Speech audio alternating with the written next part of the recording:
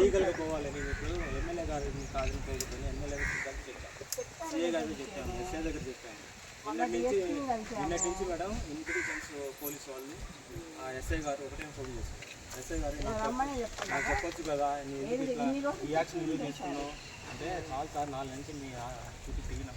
వీళ్ళందరినీ మేడం ఉదయం నుంచి మధ్యాహ్నం 4 గంటల వరకు పోలీస్ స్టేషన్ అక్కడ వెయిటింగ్ చేస్తాను మేడం. చాలా బాధ చేసింది. ఇప్పుడు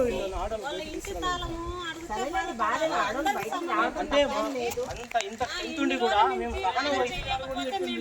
ఎంతో సహనంగా లీగల్గా ఎమ్మెల్యే గారి దగ్గరికి వెళ్ళాము, సిఏ గారి దగ్గరికి వెళ్ళాము, ఎస్ఐ గారి దగ్గరికి వెళ్ళాము, మీ ద్వారా ఎంఆర్ఓ గారి దగ్గరికి వెళ్ళాము.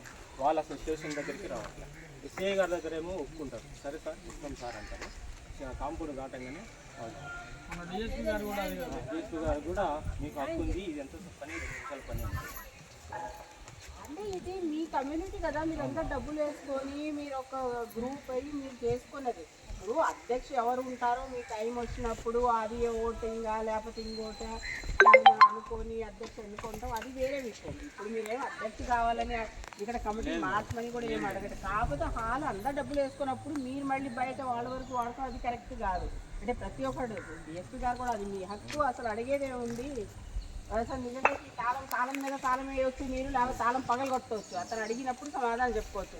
అంటే ఆ ధైర్యం అయితే మీకు ఇంతమంది మెజారిటీ మీరు పెట్టుకొని మీరు ఇన్ని